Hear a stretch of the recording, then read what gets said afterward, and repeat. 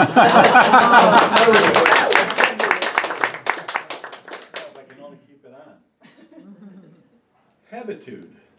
I'm not sure that I will not be able to share with you some of those things that I have been known to reflect upon in my speaking skills.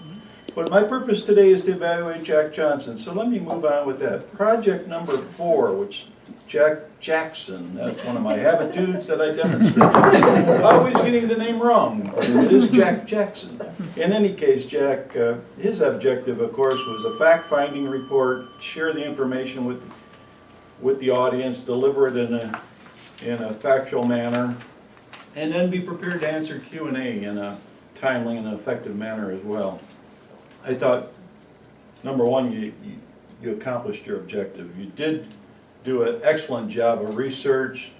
You had a good grasp and command of the information. You demonstrated that very effectively. The visual aids were very helpful, but then I would also comment in areas to address, perhaps too many. The only thing I would slight you on in terms of the visual aids, it typically recommends, one for every 1 to 2 minutes, 1 to 3 minutes type of thing. So think about that the next time through. The one thing that in this objective that I also wanted to point out, which I found interesting, it said in your opening, your report should begin by orienting the audience, making the reason for the report clear, and supplying the necessary background information. Follow this with an overview of significant results, conclusions, and recommendations.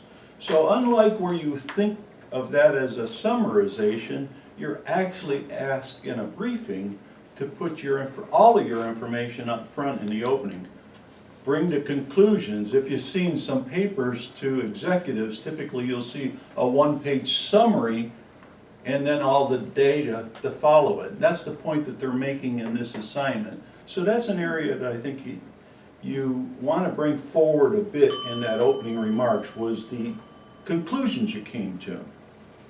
With regard to conclusions, you told us all the facts surrounding it, but I'm not sure that I got from you whether, you mentioned you invested in something that was international, so I don't know if you would invest in this. And what I would like to know more of is the downside of this. I heard all the positive things. It sounds great. I can make some good money, reasonable interest, but what are the risks associated? You did talk about mitigating the risk, diversification, and some of the other points. But what is the downside? How many people, they must have a delinquency rate. What is the delinquency rate? They must have had some losses. What are they, and how many of their participants experienced those losses? So I would think about those. But all in all, I thought it was a very fascinating topic, one that caught my interest. Terrific job. You had a great command of the Q&A. You were on top of it. It suggests that you memorize the Q&A or prepare ahead of time with some questions and have those answers. I don't know if you did that. You clearly addressed the Q&A very, very effectively. One suggestion is have a summarization, but I think time was what was limiting you and me. So thank you very much, Jack. Great.